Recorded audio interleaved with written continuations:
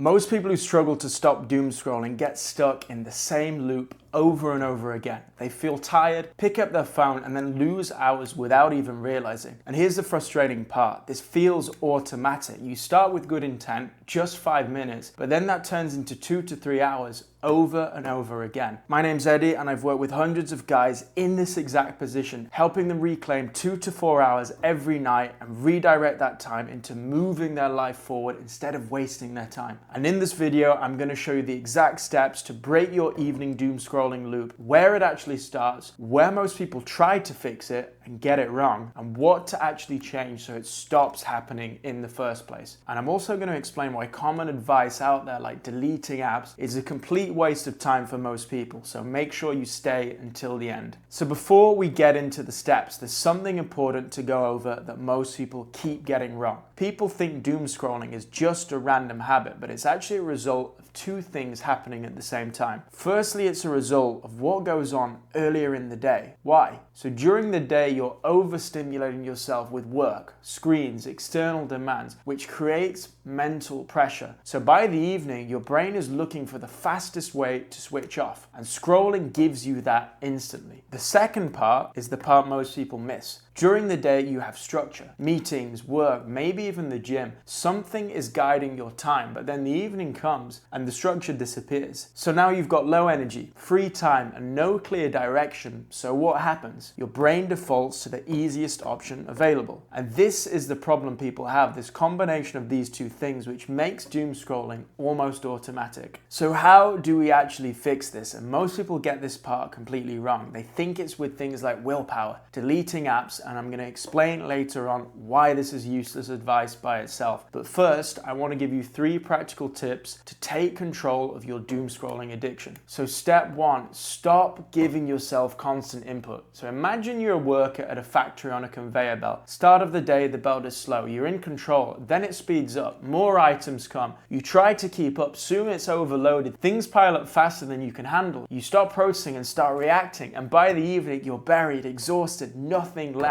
This is what constant input does to your mind. From the moment you wake up and check your phone, this conveyor belt turns on, and eventually you get tired, overwhelmed. And when you're in this state, you seek relief through scrolling, not because it helps, because it's the only thing that doesn't require effort anymore. And you might be thinking, my job is just high demand, but 2 questions matter. First, are you actually working efficiently? And second, are your breaks real breaks, or are you just stimulating yourself even more? And most people aren't lacking time. They're stuck in the semi-productive mode, constantly switching tasks, checking their phone, reacting to low value inputs. It feels like you're busy, you're working, but your output stays low. So the brutal reality is that when you break it down, an 8 to 10 hour working day often only produces 3 to 5 hours of real focused work. The rest is just leakage. So as you can see, it's not a time problem, it's an attention and energy problem. And the fix is pretty simple. Reduce input, work in focus blocks, and take real breaks away from screens. Do that and you avoid the crash. Ignore it and you end up trying to fix at night a problem you created during the day. So here's the second mistake that most people make that feeds their doom scrolling addiction. People go from a fully structured day to zero structure at night. Their evenings look like this. They finish their work day, lie on the couch, open their phone, and before they know it, hours have gone on meaningless distractions. So why does this happen? Because when you have no clear structure, your brain defaults to what's easiest, which is picking up your phone and scrolling. So how do we fix this? We want to structure 3 things into your evenings. So 1, movement. So after sitting all day, you're mentally drained but physically